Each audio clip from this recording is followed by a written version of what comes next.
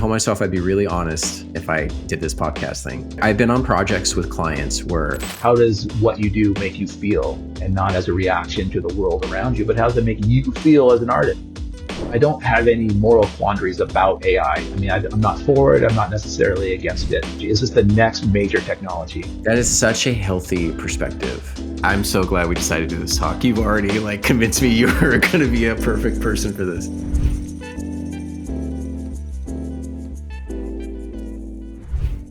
Hello. I'm back with another episode. This one is, I say they're all special. This one is special. I promise. We're talking to Scott Mansfield. I think, and I don't say this lightly, but I think he's one of the best living landscape photographers, period. And let me qualify that for a second. Yeah, yes, I've known Scott for a very long time. He and I shared a client for about 8 years, and I got to know him. He was a product photographer and an on-model photographer, but his heart was always in the woods for like 2 weeks, backpacking by himself. Anyways, Scott is one of one. He's amazing. Just Google his name, Scott Mansfield. His photography will pop up. To be honest, I'm not the biggest landscape photography kind of guy. I appreciate it, but I do understand that as a field of photography, landscape is maybe the most difficult to stand out in. It is the most difficult to set yourself apart. I know a musician, I know a drummer who said the same thing about drumming. He's like, drumming is the easiest instrument to pick up, and it's the hardest to sound different in. And I totally see that. I think that's analogous to landscape photography. Landscape photography is a big reason why people pick up a camera to begin with, why they even get into this profession. Scott himself is special again because he is a incredibly talented photographer. He's hardworking. He's a parent. We talk about being a freelancer creative and what it's like being a parent, which is particularly important to me because I became a parent this year. And it's been much more compatible. My career in freelance and being a parent has been much more compatible than I thought it was going to be honest. We talk a lot about how he's marketed himself and the intention and authenticity behind your marketing. And he's found a really, I would say it's a unique way to get work, but it's so simple and it's so obvious. And of course, Scott would do it like this. Of course, Scott would just, and that's kind of the thing we touch on, like how you market yourself. And I've told this before, and I bring this up in an episode after this when I talk to a freelancing producer. You have to find your way of marketing yourself that makes sense and feels right for you. I know that's probably antithetical to any marketing book you read or any class you take, but if it doesn't feel right to you, then it's really not going to land right on the other end. And we talk about all kinds of stuff. I think you'll find it really informative. He's a really interesting guy. We talk a lot about the state of photography as a career, AI, being a parent, and yeah, I don't know. I think we'll definitely be talking to him again. He's one of my favorite people in the world. Scott, if you're listening, thank you so much, brother. And here's Scott Mansfield. It's funny how the older I become, or just the more experience I gain, the more I realize I was undervaluing intention. Not just in my own marketing efforts, but in the work I do too. And in the professional commercial space, like projects that don't have a lot of intention or even clients, those are always the biggest headaches. Yeah. Yep. And you hear a lot of filmmakers talk about this too. Like, well, what are you trying to say? A lot of filmmakers, a lot of cinematographers, they'll be asked like, well, how do you decide to like that? And their fundamentals are like, well, what are we trying to say? Like, what's the point? Right. It's neat you brought that right up because I was on a jog this morning and I was going over the different topics that we may discuss today, and hopefully we would hit some technical points and some emotional points. But one of them that I wanted to touch on was what you just said and what do you want to say. And I taught a photography workshop class for a very specific commercial field, which is there's a game publishing company that I do product photography for, and they wanted me to do an hour long workshop at their warehouse, and I did, and there was it was about 30 or 40 people, and I started with, well, you can bust out your phone camera and take a picture of the game that you're playing, because it was basically a bunch of players, and they just wanted me to talk about how to take better pictures. And the first thing I went to was, well, what are you trying to say? What's your story? Like, what is the story of your image? And it doesn't matter whether you're taking a picture of a tree or a person or a board game or a cup of tea. The story is the foundation. So what is it you're trying to say is exactly the right question. And you work backwards from that. I mean, the story could be red. It could be pleasant. It could be a literal story. It can be a more abstract or more figurative, and I think that gets lost. And somebody came back to me like a month after that I gave this workshop, and he was like, "Oh man, I was rolling my eyes when like story, like what's that have to do with this?" But I just want to take better pictures. And he came. It took him a month to really get through to him, and he finally messaged me. He's like, "Actually, you were spot on. Like, that was exactly the right way to open that." So. Yeah, I'm so glad we decided to do this talk. You've already like convinced me you're going to be a perfect person for this. So can you talk a little bit more about that? Because I actually kind of struggle with a little bit of what I think the client was struggling with there too, was like what does story have to do with this? I don't struggle with it, but I still have to go through the motions in my head. Sure. Sure. When you say story, you say narrative. Immediately you come up with this linear sequence of, oh, I'm watching a television show, or I'm watching a movie, or I'm reading a book or a comic or what have you. And that's not what I'm getting at. I'm not getting at you're trying to tell some kind of story of a character, and it goes through. The story is, well, let's do the most simple job I did a couple weeks ago. I do a lot of tea photography on my commercial side of my thing. And what that means is I photograph for different tea producers. I take their loose tea and I style it, and I typically shoot straight down, and I spread it out and I style it, and I light it in a particular way, and it brings out the structure of the tea. I individually take the tea ingredients apart, if it's an herbal tea, there might be flowers and other ingredients, and I pick out the heroes of those with little tweezers, and I slowly build this image. Now, what's the story of that? I mean, it's on white. It's tea, which often look like rabbit droppings. I mean, it's not the prettiest product. And yet, you say, well, there's no story there. Well, of course there is. The story is, what does the tea look like? What is it? It's, I'm trying to get you to feel what it feels like to take the tea and steep it and drink it and so forth. Now that's a very abstract kind of story. It's not the same as 2 hours later, I was doing that same tea with an editorial shot that was a literary theme, and we had books, and we had a whole little library set up with, and that's very much more of a literal, like, oh, you're actually sitting down and have a warm cup of tea. Two very different kinds of stories, but they both tell something, right? There's not just take out your camera and take a snapshot. If it's all you're doing is taking a snapshot, then it's just going to be dead. I mean, there's no life to it. Does that make sense, or am I coming that's perfect sense. And yeah, so that took me a long time to really understand that when people said, like, what's the story? Like, it's not a literal story. You can do that if you wanted to go literal, but I think a lot of, I didn't understand it in the very beginning when I was like just starting out.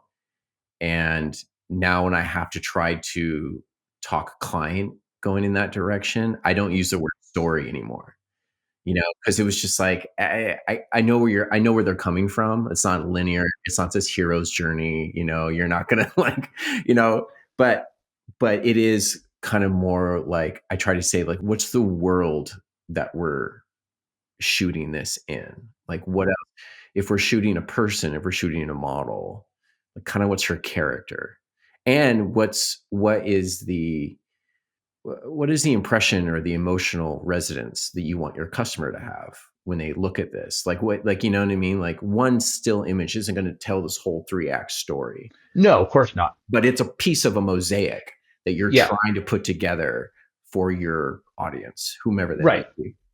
And that's what commercial photography is. That's the main difference between commercial photography and fine art photography, of which I live in both worlds. And commercial photography is about solving problems for your clients. And one of the problems they have is not fully understanding or knowing what the destination is for that image, or what so you come to them, you say, what's the story? They may not know. I mean, they may not even, we just want to show a pretty picture of our, a nice product.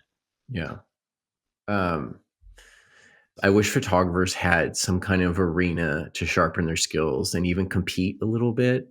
Well, that's what school was. Yeah. You Yeah. had mentioned if you wanted But then to talk about it Brooks. stops. But then it stops. Yeah. You know what I Yep. mean? The critique is the greatest thing to Yep. happen to Yep. And I think I think it's the one thing in this field, I think in, well, a lot of arts, but I can speak specifically to photographic arts. And I'm talking about both fine art and commercial photography, not just, let's say, photographic arts. The whole field is a lack of peer based critique. And critique is not opinion. Critique is not, I like this, I don't like this. That's not a critique. A critique is looking at the photographer and the work they're doing and what they're trying to say and working backwards from a technical and emotional standpoint and help them walk away wanting to do better, wanting their next image to be better than the one they showed you. And I don't see that mainly because most photography is presented online and it's a rapid thumbs up or thumbs down or a quick comment. And that's not really a venue for critique, unfortunately. And I think I do not like the phrase, I do not like the remember whens. Remember when it used to be, XYZ. I think that's just looking backwards and rather than forwards. But we're in a position now where social media does not present a decent venue for critique. The way that, say, a school classroom or a workshop really does. And my first critique at school was he literally ripped the print off the backboard and go reshoot it, which, and in the moment you're like, well, that emotionally kind of hurts. But what it taught me right away and everybody else in the class was you check your emotions at the door. And it wasn't about the image. It was irrelevant. The point was you're going to go reshoot it. And then when you bring it back, you're going to go reshoot it again. And then you're going to reshoot it again. And then you're going to reshoot it again. And then you're going to reprint it 4 more times. And then I'll grade it. And the point is, it's just learning through repetition. And you just strip all of it away and you're just shooting constantly. And you're getting feedback and you're shooting content and you're getting feedback. Yeah. We're missing the feedback loop. We're missing the feedback. Yeah. But it's also like participating in a real critique is a skill of itself. Like how to sit there, how to listen, how to like visually break it down. That before class, everybody hangs their stuff and everybody, like the first thing you do, everybody does a lap around the gallery or whatever. And then it's like, okay, everybody sit, let's go. Scott, you're up first, whatever. I always went first. I was like, I just want to be the first one. Get it out of the way. Yeah. Put me out of my misery, man. Yeah. But that part is a skill. And also, and maybe even the most important part, is actually standing up there and just taking it. Yeah. And you spent, maybe 18 hours on this one frame. Yeah. You know what I mean? And maybe it was the last 18 hours before, maybe you were up all night, whatever, because, you had to do it last minute, whatever. It's demanding. And it's your baby. You put your baby up there and it's just and one image, right? Scott, categorically, let me tell you why you're a terrible person. You know what I mean? Like, but that's what, I'm exaggerating, but having that stomach, that scar tissue, is, I think we all could use a little bit of that. It's a huge reason why I consider myself a successful photographer today is the amount of critique I went through then in those very brief 3 years that I was there. Yeah. And just that constant feedback. And that's the thing I miss the most. And you and I found it a little bit together as, we've been friends for 15 years now. Yeah. And in fact, you're the first photographer I met that broke through that Brooks ego wall. Oh, really? 5 years before I would, if you hadn't gone to school with me, if I hadn't seen you in the trenches, if you weren't in the dark room at 11 p.m., if your hands didn't smell like Fixer, then you were just a hack. Wow, that's a huge. You were the first person that's like, wait a second, like this guy, he knows not only knows what he's talking about, he has a clear vision, and he's damn good. And I didn't go to school with him, and so that was awesome. That was a huge curtain. Reveal. I thank you. That's amazing. So what Scott is talking about? Scott went to the Brooks Institute for Photography in Santa Barbara. It doesn't exist anymore. It did exist at the time. A prestigious, famous school that, like, if you got in, that freaking meant something. And if you actually survived, aka, graduated or whatever, even if you just made it a year, people would go for a year and put that on the resume. Kind of like Art Center in Pasadena does too. Yeah. in the same way, Very similar. or like RISD or whatever, some of the other more prestigious. Rochester. Yeah. Yeah. But yeah, you went to Brooks, prestigious, famous, and then it closed down. Yeah. They went to a hedge fund group, and big Yeah. surprise, they ruined. Well, whatever. I don't get. So Yeah. that's an outsider's view of Brooks, but from an outsider's perspective, it seems that Brooks, their curriculum or their maybe even their like overarching philosophy was emphasized the technical stuff, or is that just 100%. oh No, really 100%. Yeah. really Yeah. There was wow. basically the creative was there, but it was just kind of buried. They were really, it was all about the technical. Do you like that approach to teaching In a school setting? Yeah. I mean, I don't really know any different. So we heard rumors of down at the Pasadena, I think it was the Art Center, right, in Pasadena. And that was kind of I wouldn't say the competition, but there were kids that went from Brooks to Pasadena. Oh, wow. They didn't particularly like they wanted more of a creative, open approach. And I read about a critique class in Pasadena that I was a little envious of, that it would last for like 12 hours. The critique, like you get in there and you're supposed to basically sit with these, in this critique of 6 other students or whatever, and you get up, you do your spiel, and you want to sit down right away and the teacher will be like, no, you have this, you're up there for the next 2 hours. We have to talk about your work, sit with it for hours. That would have been pretty neat, but I think the technical stuff I think that's the creative all came later, and the finding that is so much more personal than a professor telling you. Yeah. At my college, I went to Cal Poly and San Francisco State University. At Cal Poly, the department head, and I love my time at both universities, one of the department heads was like, we need to have a technical first kind of approach to this. We should only be teaching the technical things and let them figure out the artistic stuff later. That part comes with time. And this person got like booed and was like, you suck, you know what I mean? Whatever. Mm-hmm. But I kind of think she was right. Yeah. I kind of think like, yeah, like I should focus on kind of the skill set. And then, cause when you're younger, when you're in college and right out of college, or at least that age, you're so obsessed with like my style, like trying to find my style. Oh, sure. Yeah. You know what I mean? Everybody was like, and it's really like, just stop thinking about that. Stop talking about it. Like just, use your camera as a compass and follow it where it feels like it wants to go. 100%. Yeah. Style comes with time. That comes with experience. And it changes. It's not a filter. Yeah. It's not a technique in the dark room or on the computer. Yeah. It comes through much more organically from a much deeper place. And it only comes through when you've done it for a long time. Yeah. When you really produce work. I don't care whether it's writing or whether it's painting or photography. This idea of coming out the style, I think what they really want, what they're really saying is, I want a gimmick, right? Do they mean like a style is, I mean, Alex, if I said, okay, to your audience here, describe my style, you're not going to say things like, oh, his images, they have nice contrast. There's always a bright white, or there's nice shadow detail in his landscape. You're going to talk about, well, he likes to wander in the wilderness. He likes solitude and quiet and observation. Yeah. His images reflect this kind of quietude.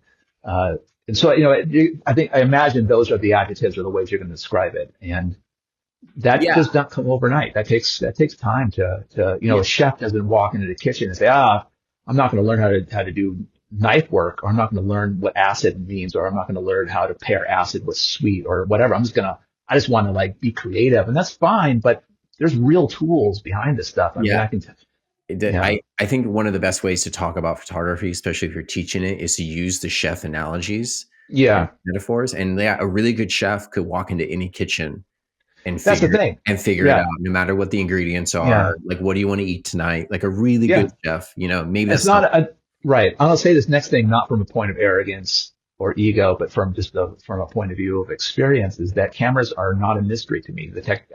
I said earlier that I don't keep up with technology, but you can hand me any camera, right, and I'll know how to use it. And you tell me, okay, I want a shot of a hamburger that's glistening and so forth. Like that's not a mystery to me. Like Right. those are right. So, Yeah. and that comes from understanding the tools and understanding how to manipulate the tools, because all this is manipulation, how to manipulate the tools to get what you're seeking. And that Yeah. takes time and that takes Yeah. technical skills, and that's not. And so yes, to answer your original question, I think approaching from a technical standpoint, especially because it's a technical field, is highly important. Yeah. Yeah, and especially like the fundamentals, knowing when to cut it off is a big part of it. But again, I don't teach and I don't run a school or anything like that. Another thing I was going to say, I have fallen back in love with film as of a couple years ago, Yeah. and you've been all your beautiful, gorgeous work is all well, it's not all film. You shoot with a Nikon D7, All my black and white is film. all your And then black and whites. occasionally I'll run some color neg through, but color neg is pretty difficult to scan. It's also, there isn't that many people that develop it. I Yeah. usually have to send it over the mountains to Portland. Actually, I Oh, have to send it over the really? mountains to Portland to get it souped. But Yeah. um, so then, so I shoot on digital for most of my color stuff. What's your go-to film? Your Hasselblad, right? Yeah. Oh, yeah. The film camera is going to be the Hasselblad series, which Yeah. I'll get to in a moment. But the film, I used to shoot all Kodak T-Max 100, and then probably 8 years ago, maybe 10 years ago, they screwed up a T-Max emulsion bash, and the film came back, the paper on the back, all 120 film has a paper backing on it, and has text and numbers and so forth, and it had imprinted onto the emulsion of the film. And so it screwed up a whole week's worth of landscape shooting. I Oh my emailed them, God. and they never got back to me. And they were in the middle of basically crumbling at that point, Yeah. and there was no new film base coming out. So they switched over to Ilford. Ilford, as far as I know, at least at the time, I think they still are the only major film company still doing active R&D on film and paper and chemistry Oof. out of the UK. So now I shoot all Ilford Delta 100, but I soup it in what's called a Kodak Xtol. All right. So Um, let's to any younger photographers hearing this, it's well, correct. I would like to know your opinion, but it's crazy to me that as of all the brands of film and paper that we learned when we were in school for this stuff, it's crazy to me that Ilford is like the cool brand. Like I saw an Ilford T-shirt the other day. I was like, yeah, what is it's going awesome. on? These Yeah. kids, and Ilford wasn't necessarily the best either in the day. Like it wasn't. I if I remember correctly. I mean, Kodak was the one. I remember I worked at a custom film lab, and we switched from Kodak because the film lab was dying. This is when I was in college because of digital, but we switched from Kodak to Agfa. And I'm sorry, but I'm doing this because it's fucking several tiers down. And there was like the customers who were still loyal to their film lab and this more serious photographers were furious. And they noticed right away. They noticed like what's going on here. And you could flip the print over and it would say AGFA on it. That kind of thing. But wasn't Ilford, I mean, Ilford was the paper we printed on in the dark room. But as Yeah. far as like a film, like I don't know if I ever was Ilford like respected. Well, I don't know about, yeah. I mean, I'm not entirely, I have no idea really, emotionality, what was This is the difference all the between big, all the, all the heavy shots were shooting on T-Max, and it yeah. was, the main was called T-grain film. It's their kind of high definition, lower speed film base, which is, that was Kodak T-Max is like their trademark T-Max. The Delta series in Ilford also is a T grain film, and so it also has doesn't have quite the Accutens to say a higher ISO film, but it has wonderful contrast. And all Accutens means is just the edge sharpness around whatever is in the actual film. If you look at if you magnify the actual silver grains, you'll see like a hard edge around it. So the higher ISO, the more grainy it is, but the sharper the image actually is. It's a little bit of a mental switch. To a certain point, right? I mean, does that clarity or sharpness break down after a certain ISO? Well, I mean, it's a give or take. So you can have a smaller ISO. The gradations will look smoother, and the fine grain will then look sharper. But if you actually magnify the grain of a high ISO film, the grain structure is literally sharper on the edge. Now you can adjust some of this with development. I used to do what's called pyro staining. It's a kind of two bath development that would give me incredible sharpness. Unfortunately, it's quite the finicky process, and I stopped using it.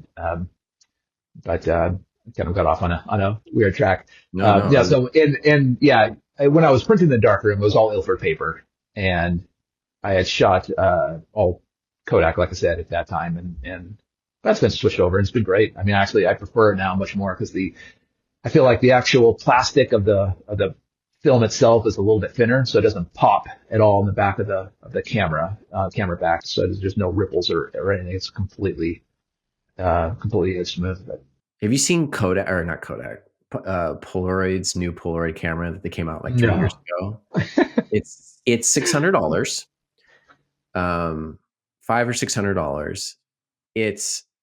I gotta be honest. I was like, what is this? What is this gang? And then I watched they did a little documentary on how they made it. And they went to Japan and they found like the original Olympus originally made the optics for Polaroid way back in the day. So they went back to Olympus and found two of the old engineers or something like that. Yeah. And they're like, we want a new lens for this new Polaroid camera. And so the optics were all developed in Japan by this like special group. It's like these two guys, but it's a whole team. It's basically Olympus, what Olympus still is today. And then they made this the camera is actually, for what it is, I don't own one. I doubt I'll own one, but it's kind of awesome. It's pretty remarkable. It might be the best fixed lens camera ever made. And the Polaroid itself is like medium format, like coverage. I don't know. It's like the aspect ratio or whatever, how it translates to it. It takes a good photo if you can nail a Polaroid. You know what I mean? And there's some other bells and whistles with it, but it's impressive. I pulled it up because I was suspicious. But it was like, wow, you actually made a really good camera that nobody wants. You should get it. Drop it. Get it.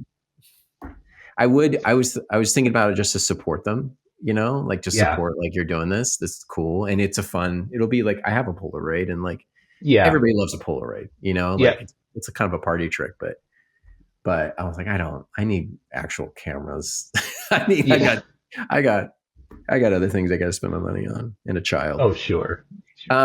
Speaking of children, you have a child, you have a daughter. How old is she now? She's 12. I used to think that being a parent and being a freelancer were not compatible. Do you have any new thoughts on that now? It's been 8 months, 8 months, right? You said? Yeah. Well, what did you think? Were you nervous before you had a kid of like, well, how's this going to affect really? No, it was, I don't remember having any kind of, other than, financial nervousness, but not time nervousness. I mean, that's my nervousness. And at the time, you and I were both living in San Francisco, and a lot of our work was in the city, and it was really easy to commute in the city. I mean, for the most part. And honestly, like, it's over the years, did you kind of jump back and forth? I mean, over the years, it's allowed me to do things like volunteer quite a lot at her various schools, around her art department at her elementary school. And I just have the time to do it because the freelance schedule can be different. It's not a Monday to Friday kind of thing. And thank God. Yeah. That's the thing. I mean, that's what this, small businesses, freelance, there's non-brick and mortar, freelance is what the kind of life that you and I live. It's a roller coaster. And when you're up, you never think you're going to be down. And when you're down, you never think you're going to be up again. And I know. Oof. And they tell you that. People can tell you that, like, hey, don't forget, like, this is going to happen just because you're killing it. Don't, it can all go away. And sure. People will tell me that. I'd be like, for sure. And then, but both in time, both financially speaking, but also time speaking as well. I mean, we both know that there's days and weeks of just being really slammed, a big project or what have you, and then weeks or months of just being really slow. And that's when you have a child. I mean, that can open up so many awesome doors of just extra time. I mean, I've spent more time with my daughter than my father ever spent with Yeah. me. Now, part of that is generational as well, but you know, he's got more of a traditional, 8 to 5 kind of job, and Yeah. I don't. It is the perfect scenario to be a parent as long as you have like just the right amount of money coming in. If you're right about a business, I was nervous. I'm still nervous about the financial commitment of it all, but um, the two lives are much more compatible than I anticipated. Yeah, that's neat to hear. Yeah, Yeah, and because I I think remember telling you when we were gonna have a baby, and you were just yeah, you're like, yep, yeah, yeah, yeah, yeah. There's more and now space you know. in my Yeah, life. Yeah, and it's fine. yeah. Everything's totally fine, and I And a look lot of our forward. work is out of our own houses, like or studios. And Yeah, I mean, your child is right on you, have her on your lap as you're doing stuff. And there's yeah, it's just a yeah. different And kind of way. Yeah. I just say that because I know there are freelancers out there who are not even considering getting married or having a family because they think they can't have it both ways, and you absolutely can. Um, and I don't know if having a regular 9 to 5 is really that much of an advantage either, Hmm. because that's most of your time and most of your energy not with your family, you know. And it feels more and more in today's, not just this year's economic climate, but just in general over the last decade, that those jobs aren't any more secure than freelancers jobs. Yeah, and my wife is a nurse and she works 312s, which is a Hmm. ton, but she has 4 days off a week. Yeah. You know what I mean? Like every week is a long weekend. Like people who have 9 to 5s are like, oh, it's Labor Day, it's a long weekend. Like that's every week for her. Yeah. She's a nurse. It's a really tough job. But I'm just Yeah. saying, it's just that kind of structure of time is not has its problems too. You know, Yeah. So you found that it's shifted for you, the attitude around having a child and a freelance career. 100%, 100%. Hmm. Hard pivot, but how do you feel about the state of photography as a career Mm. going forward? I don't know if I have an opinion. Yeah. Yeah, I'm not sure. I don't have I don't have my finger on the pulse. I have my own little bubble, my own little world. Um, Yeah. I don't really know what the state is of our industry. You hear negative responses all the time, but I've heard those for the last 20 years. It's not what it used to be, XYZ. I will say the last year I've worked more commercially than I have in the previous 5. And that was just my own shift in how I approached the companies that I wanted to try to shoot for and the products that I was trying to shoot for and the way that I was marketing. Yeah. Um, and, and so that's positive on some level. And I, I don't keep up. Well, I don't keep up with a lot of things, I guess. I don't keep up with the technology and other than Kershaw reading how AI is kind of getting its fingers into little things here and there. And that's going to be natural. I mean, technology always kind of seeps in the areas that we hadn't imagined. Um, but it's also expensive and I think it will take some time. And there's much like shooting on film. I do think there will, at least for the foreseeable future, be a need for a human behind the lens for a variety of reasons, whether it be cost or vision.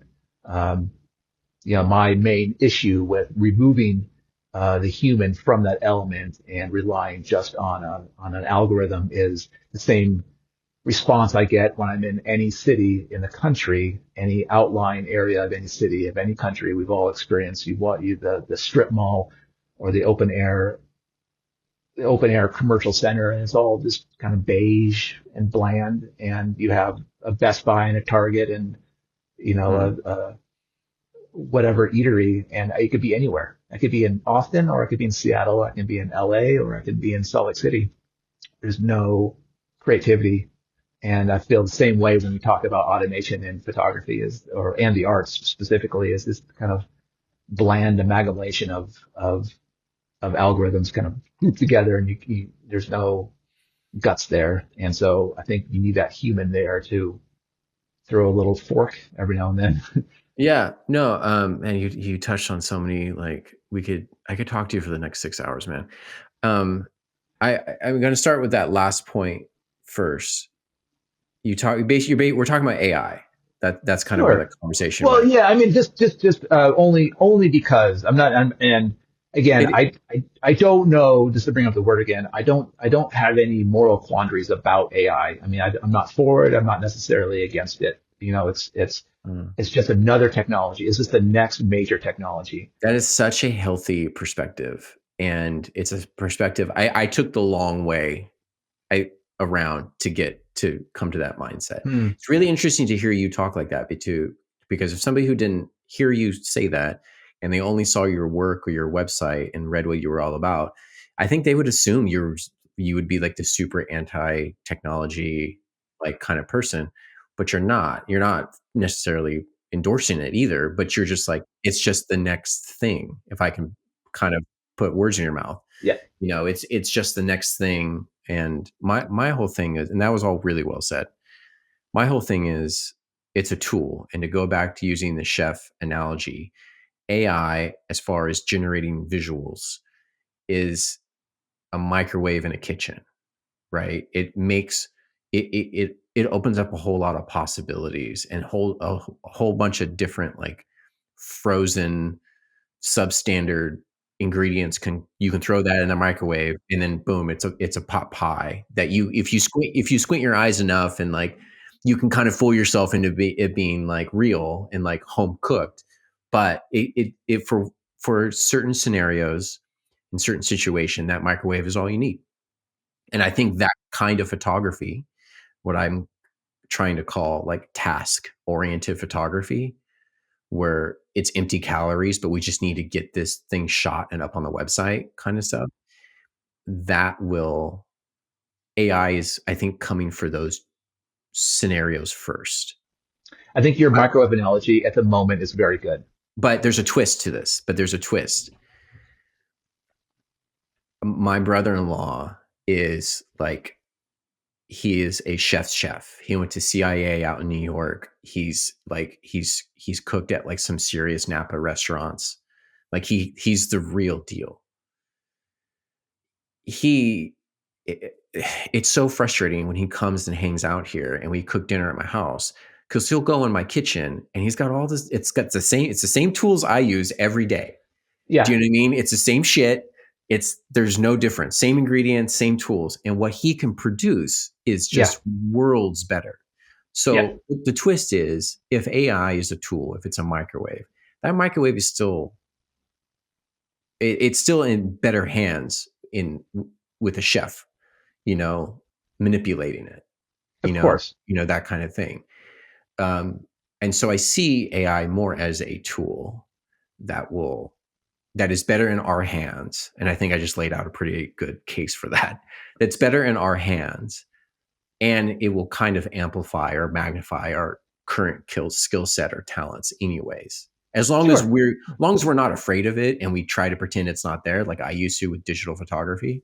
I, Yeah. I ignored digital photography for the longest time to my detriment. And this is another thing that's going to happen.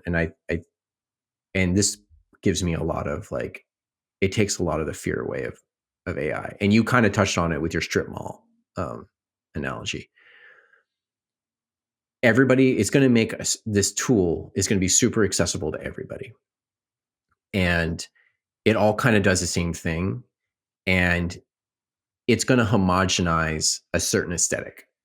I mean, it will get better, but whatever the trend is, everybody will be doing that same thing so quickly now that the audiences, our appetite will have switched to something else a lot That's quicker. right. Because that's what it is. I mean, that's the beat.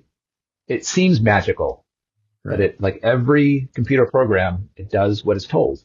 Yeah. And what is told is to find patterns and to present the pattern, Yeah. And essentially. what will happen is that the technology and really the companies, not only do they have to compete with each other, but they're going to branch off into like different, like not quality, but different things. But every time they do that, every time they basically bifurcate, and offer you like, well, we'll give you AI options Yeah. that will guarantee you that you won't look like everybody else. You'll have access to, which, maybe it points to this other database of images or whatever. You're going to have to end up, eventually it becomes cost prohibitive. And you're like, at this point, I might as well just hire somebody to do this. You know what I mean? To do it for reals. And more importantly, and this is something I tell my current clients and just anybody I come across anyway. I actually had a call yesterday with somebody who's not my client. They're another photographer's client, but I happen to, he's a friend of a friend. But I said, look, you have to go out of your way to your customer to show them this is real. You have to show behind the scenes stuff. You have to talk directly. You have to humanize your brand now. You know what I mean? And that's what you're fighting against, And so now that not only that, so there's going to be this whole other movement. If photographers are smart, they tell their clients like, hey, you need me to let me in your offices because we need to show the human beings behind your brand now. Because everybody's going to become so suspicious of everything you post on Instagram. Oh, yeah. Fake, Yeah. That's so a good point. That's an excellent point to show behind the scenes an actual human. Yeah, actual human, show the people, show the process, tell the story of like how the tea was made or whatever, and this isn't an original thought. People have already been talking about this for a long time. It's already worked, but now a word that gets thrown around way too much in our job is the word authenticity. And but yeah, there's more of an emphasis on that, and people should kind of focus on that. You have show people visually that you actually shot this in a real place. My issue is when people combat it with this idea that it's AI. Oh, this is okay. All photography has always been manipulation. All art is manipulation. Period. I'm manipulating your emotions to get you to feel something. And photography is no different. It just happens to look very real. There was a 15th century Italian painter named Brunelleschi who invented perspective geometry. And he did it by basically taking very careful measurements in this plaza in Italy. And he painted this building across the way. And when he was done, I mean, it's no great shakes, but when he was done, he put a little hole in the painting. And he had viewers stand behind the painting, and he stood in front and he held up a mirror. Okay. And the viewer could look through the hole and see the reflection of the painting. And then he would remove the mirror, and behind the mirror was the actual building. And there was no difference. It was actually, so in one fell swoop, he invented what was then known as, what we know now as perspective geometry. And after that, you see the frescoes in various European churches, and they're all presented in this way. Paintings picked up on it very quickly. It tricks the eye. It makes you think you're seeing something in reality when it's not. It's a fictitious painting. The photography is no different. And I don't care. The moment you snap the image, the moment you depress a shutter, you're altering reality. I mean, yeah. There's the misconception that like photography equals objectivity. It doesn't. Because you put a frame around it, you stop time, you chose a lens, you chose a shutter speed and an aperture and a filter and a presentation and so forth. There's this idea that photography, right? Sorry, this is all curated art, and that thing's fucking. Yeah. I'm not showing you the mess in my office that's over here. You know what I mean? Like, right? Photography doesn't replicate reality; it replicates intention, and that's the same thing with. In a lot of ways, it's the same thing with AI. Yeah. Now, I don't use AI, but I don't use it just because I don't need the tool. It's not for me. I like to shoot on film. I like to be slow. I like to observe. I like getting my hands dirty in the dark. That is my process. Yeah. If your process is stripping out a background and having AI, that's going to be your process. And like you said, it's your intention. A tool. It's your intention. Like, what are you doing? Are you selling a product? Then cool. Let's use AI and let's remove that car from the background and clean up that backdrop. Whatever, you know what I mean? But that's what I kept saying. Like, I don't really have a problem with it in that sense. Now, if you're going to pawn it off as a human-made item when it's in fact a completely computer-generated item, well, that's an integrity issue, and that's where I have a moral issue with it. That's the only thing I want. If you're going to write. I'm also a writer, and I do not use any kind of AI or chat GPT to ask anything. I don't ask, give me a better paragraph here. I never have, and I won't, because that's that's a computer doing it for me. And but if that's your process, that's fine. But you need to own up that that's what you're doing, and basically have a stamp on your image or your book or what have you that says part of this was done by a computer. Yeah, I want that to be legislation, man. There's already like a law on the books for truth in advertising, you know. Yeah, And it's like if McDonald's is selling burgers and they photograph a burger, that burger has to be the burger that they make in the restaurant. Like, sure. you know, it all has to be edible. Everything around it, if they're not selling it, I that food photographer I assisted, like his big client was Dreyer's ice cream, and the ice cream was real, but the chocolate syrup was motor oil. You know, that's like, and that's legal. And I just want AI to follow those same rules. If Yeah, it's, what do you like? What a, how much of this is generated by AI? But then it gets into a weird place. It's just like, well, what percentage do we need? Because I use it, like I said, like I used it the other day to remove cars in the background. It's yeah. crazy, like Mhm. how it's too easy. It's frustratingly so. But anyways, Well, um, yeah. I mean, the other flip of it too is if this is the essential death throes of commercial photography, then so be it. And that's what it is. And we move on to something and else. that's kind of the bigger picture, like, view you have to have of it. It was just like, I don't own this medium. Like, I'm participating in it, you know. And I can't control this. Do you know what I mean? Like, I don't, if I'm concerned maybe on the career side of things, but and those concerns are valid, but that's not why I picked up a camera to begin with, Right. really. And so Right. maybe I have to reevaluate that part of it. Maybe that's my biggest challenge. Well, it is. The world's full of triggers. It's your reaction to it is your choice. You have a complete control over how you react to that. And like Yeah. it keeps saying, like I love. I'm obsessed with this craft. I just love this craft. Yeah, it's weird. It's just like I And wasn't. tools come and go and what have you. And I Yeah, found a way that I like to participate in it. And if AI kills half that side of it for me, then okay, I'll keep shooting. yeah, I'll keep I'm gonna shooting. keep wandering the mountains. I'm gonna keep Yeah, as long as I can with my Hasselblad that I picked up 24 years ago. yeah, That's a 22 nothing, and yeah. And you know what? I'm gonna that keep seeing movies in the theater, and I'm gonna keep seeing live music, and I'm gonna keep right, driving. I don't have a stick right. shift, but I'm gonna get a stick shift. But there's something, I think there's something to that how does what you do make you feel, and not as a reaction to the world around you, but how does it make And you feel as an artist? You pick up a camera, like what does turn off all the things around you? What does that mean to you? And if that's something that is passionate, then all of it, everything else is just noise. Then all the other stuff around you is just distraction.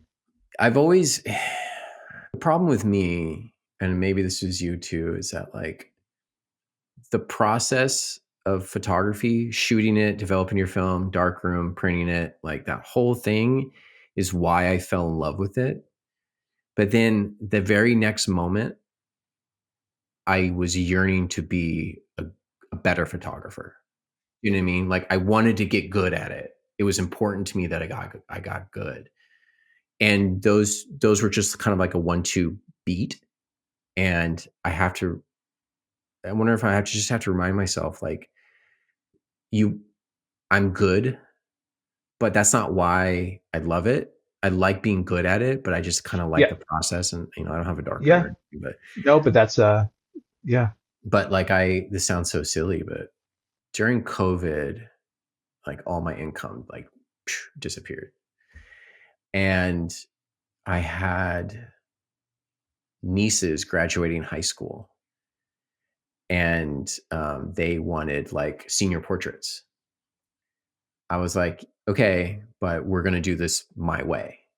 Like, if I'm going to do this, like, it's my show, like that kind. I mean, I worked with the parents, kind of like they were the client, and it was fucking awesome. It was the first time in a long time that any project I had total ownership over. And everybody loved the images. I loved the process. My nieces were like really into it. It was my show, but it was a very like collaborative thing. You know what I Sure. mean? And we had like a pre-pro call. There was a wardrobe walkthrough.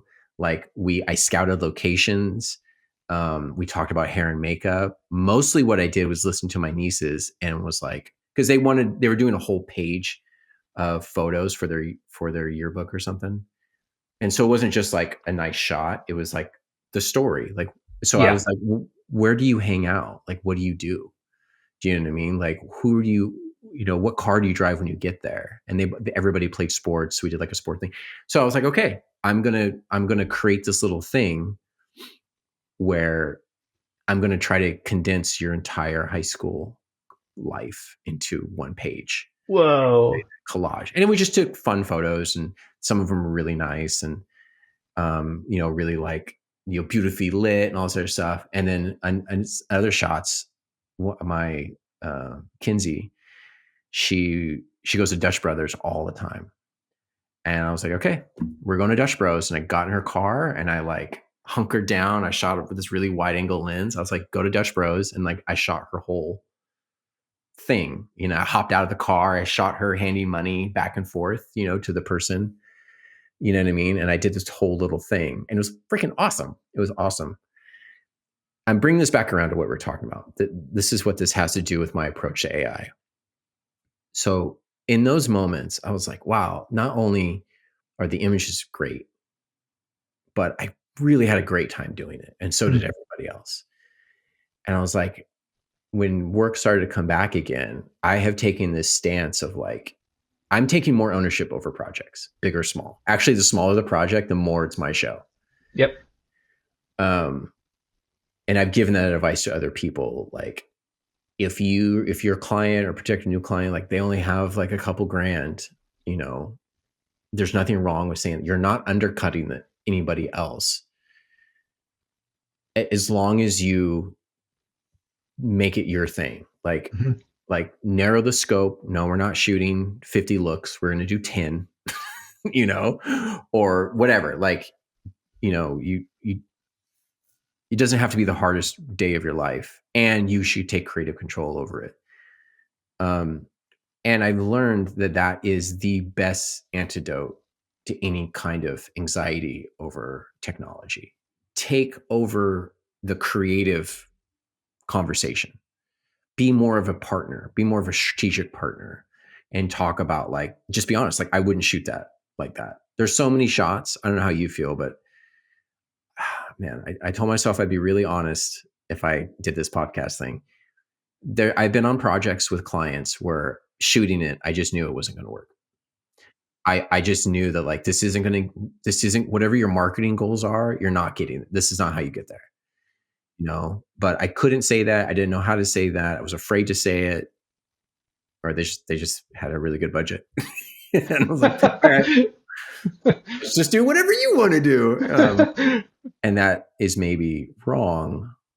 But I don't know. You can't debate a client. I'm not going to argue my way out of a job, just because I think it's and maybe I'm wrong too. I don't know.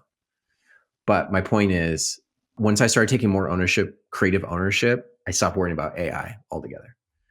You talked about, you changed how you market yourself. Yeah. Talk about what you did and what changed and the results. Please. What I was doing before, or what was I doing after? Really briefly, like, what are you doing now, and what'd you do, or what'd you do before, and what are you doing now? There wasn't a whole, yeah. We'll talk about how it changed. Okay. The way that I've marketed has always been a little bit of a roller coaster, and I've depended too much on word of mouth, or somebody who was hired me before, and then I would just kind of piggyback, or be overly dependent on just a few clients. Yeah. And clients always leave. I mean, they, at some point, and for whatever reason, sometimes they always, like, no matter what client you have, listeners, at some point they're going to leave. They might come back, but they may come back and they might not. Because you can't. And over my career, I've made the mistake several times with just depending on one or two or three clients. Oof. And so I put that out the door. So, okay, I'm not going to do that. I'm not going to go down that road again. And I don't talk to enough people. And my mentor once told me that you could stay nice and quiet with your ideals alone in your studio, but no one's going to know about you. Mm. And so I took that kind of to heart, and I went around to look at various industries, just searching online to see where I thought photography was lacking. And this started because I got a random job from a local tea company here in Bend, Oregon, to shoot their product line. It was, I don't know, like 20 or 30 loose teas. I was like, this is kind of fun. I hadn't done a job in several months, maybe more, maybe more. And, I had, not only had a good time doing it because it was technical and intricate and delicate. I started going online. I was looking at other tea companies just to kind of get an idea of what other photography was out there. And this wasn't that good. It was a lot of in-house stuff, which makes sense. Budgets are smaller and, poorly lit, poorly styled, clearly not done by a professional. And so I went through and I listed, every tea company I could find in the country. And I wrote a personal email to every single one, either through their website portal or direct via email, just an introductory. Now this sounds like mass market, now this was not done I did not buy into a list. I did not do a CC, to everybody. This was individualized emails, one at a time, all day long, every day for weeks. And I would just get up and I would just do it. It was one of those moments in life where something switches, something changes in a psyche, and you kind of throw out an old play and you go excited into some new direction. And so it was kind of exciting, and I treated it kind of like a game. And so I did that, and I was getting maybe 30, maybe 40% response rate from people which is nuts. I mean, I don't know how many of you out there have emailed marketing. I mean, that used to be when I would do like mass lists, it'd be like 2% or 1%, or no, or 0%. Yeah. Part of it is I was approaching small companies, small mom and pop, very, or single owners and so forth. And not everybody bought into it, but a fair amount did. Buy into the, hiring a professional photographer and so forth. Yeah. And full disclosure, the rates are smaller and the jobs are smaller and each individual paycheck is smaller, but I have complete ownership over it, to go back to your point of having creative ownership. There's no art director. It's just me on set or a stylist, and, I get product shipped to me and I shoot it here, and we have a night, conversation about what they want it to look like. And that was one industry that I approached that way, and it worked out really well. It was basically just putting myself out there every single day, whether it was an email or a phone call occasionally, but mostly email, to get, gauge an interest. I think it's brilliant. I think the next step is for you to bust out a typewriter and type out letters. But just real quick, sorry. So you went from, or I don't know if you were doing mass email marketing, but you won. This is maybe we shot past this brilliant point. You identified a hole. You identified a sector that was lacking in their visuals. And you're like, I'm going to focus on, I have experience. You shot a T thing before. I have experience. I can do this. And so 1, 2, you sent individual emails. Yes. To each one. How many, so let's say in the first year with this new approach, how many did you send every week? That I don't know. I mean, I don't know the numbers. I would not, thousands. It was, so I did everything in a chunk. So I basically, there's only so many tea producers and coffee, but it's really tea in the country. And then we did some international. And so I just sent every single tea company has gotten some kind of message from me. In the country. That's fantastic. And so I didn't do that every week because that's just annoying. I mean, it's so I kept track of all this in spreadsheets, just be like contacted on this date, and are they interested? Yes, no. What was their reply? And then moved on to the next one. And so I could track their responses. And so if somebody wasn't interested, I'm not going to contact them again. I'm not going to. So yeah, if you're not going to bug them, if they don't respond, they don't get a response from you. No, so if they don't respond, then I think I would go 2 or 3 months, maybe 2 months, give or take, and then I would do again. I would go back again and send more messages. And if somebody has said no, thank you, we still on the budget, that's an opening. That's a oh, I'm not sure if we can afford you. You got to kind of adjust some of, people will always tell you the truth, no matter if they are lying to your face. You just got to find where that little truth thread is. Now, what I mean Wow. is they're saying, no, we don't want to hire you, but they're saying, no, we don't hire you because we don't have the budget. Well, they don't know what there's no money mentioned whatsoever. It's just, here's my work. I'm a tea photographer. I think I can upscale your business or your, and so if they say we don't have a budget, I come back and say, well, we can talk because this is not as expensive as you think it is. And, good images sell product and we can start small. And at that time, I didn't have any minimums. And so this will sound really silly. It may be a $50 job, right? They may send me 1, 2, or 3 teas and that's it because they're just trying to like, well, we're not sure. Well, when they see what good images look like compared to what they've been producing, this happened a few times that they will come back and be like, okay, actually, we want to apply, Yeah. resources to this. Now, somebody says, no, we're not interested. I'm not going to I'm not going to bombard them. You just kind of have to work out what the language is. And so after 2 months, I would then go back through the whole list again, individual emails and messages. I contacted you 2 months ago, and I had some fresh work up on my website. Take a look, and every time I would do a new job, I would immediately that week, if not that day, the same day, I would send a job off to the client.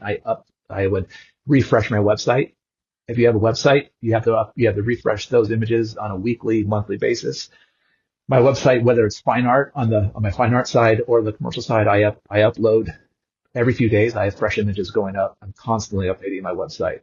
So that's essentially my social media. I don't do Instagram. I don't do Twitter, but I have my website that I update all the time. Is that kind of going to be your regimen going forward? I think so. And just picking basically, try not to get holed up on how, what I did or didn't do in the past and Yeah. not overthink it. You found something that works. Don't overthink it. For me, it's much more about marketing as a freelancer is very akin to like a fitness routine or a diet, even, where just find the thing that works for you. Like find the routine that you'll stick with and then build from there. And so you found a routine. Yes. Yeah. You just got to, get your name, get your person in front of somebody, get your images in front of people. Yeah. And like for me, like I hate Instagram and Facebook and all that shit.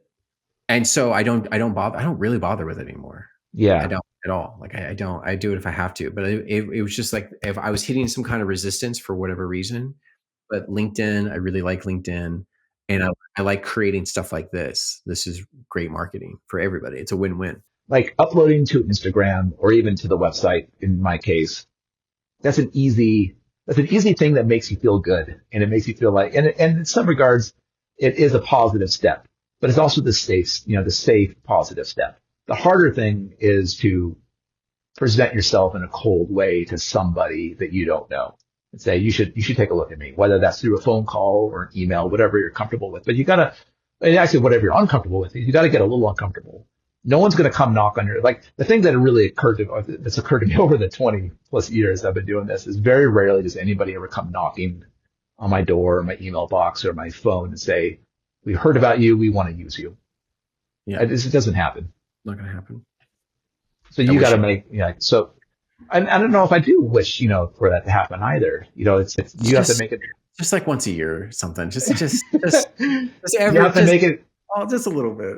You have to do it for yourself and whatever that looks like, whatever that, that's different for everybody. And I just got fed up with the way that it wasn't happening for me. And so I just stopped. I just try to let go of my ego and just work for a company that's not going to spend me, not going to.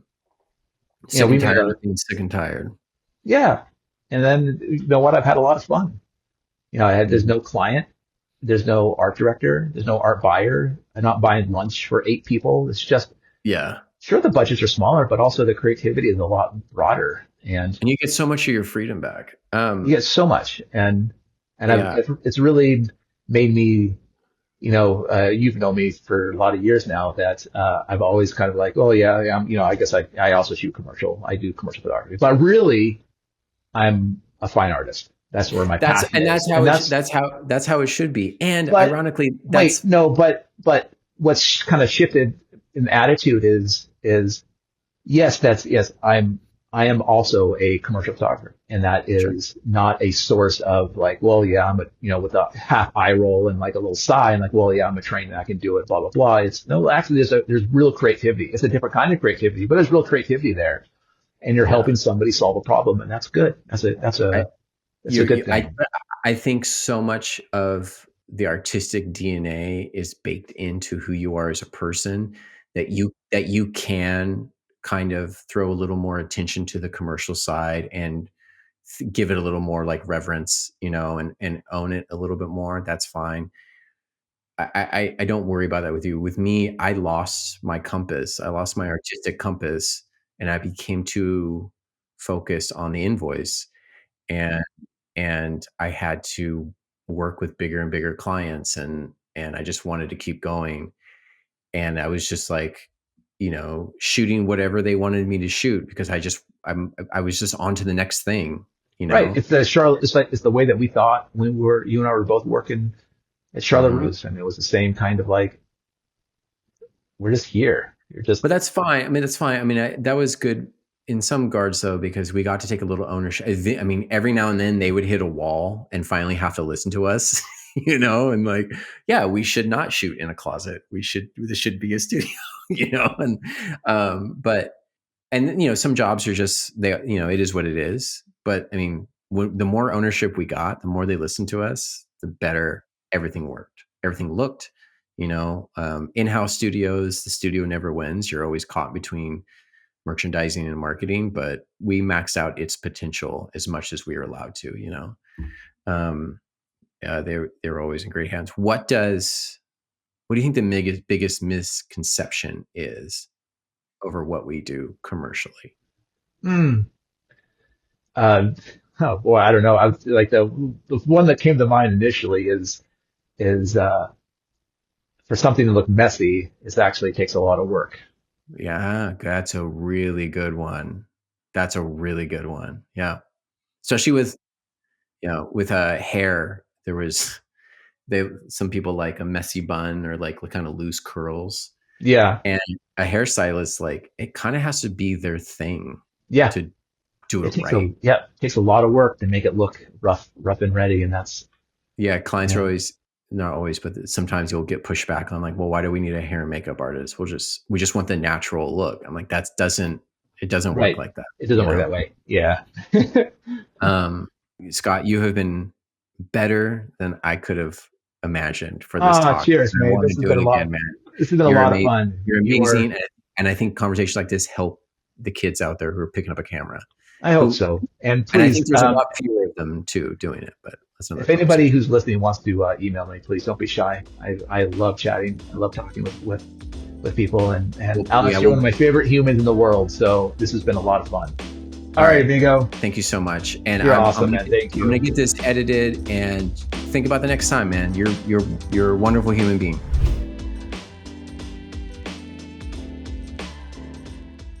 See, I told you he was one-on-one. That was Scott Mansfield, one of my favorite people in the world. I hope you enjoyed the conversation. I'll probably be talking to him again very soon and covering a lot of the same topics with other people as well. So, by the way, if you want me to cover something, if you have questions, takes, you can email me. Here's how you can email me. Message me. I'm pretty active on LinkedIn. Yeah, that's right. LinkedIn's cool. Anyways, thank you so much. Next episode, I'm talking to a freelancing producer in Denver, Colorado, whom I've had the pleasure of working with. Her name is Brennan Hussey of Hussey House Creative, I think it's called. I'll get that right. Anyways, she's wonderful. Stay tuned for that one.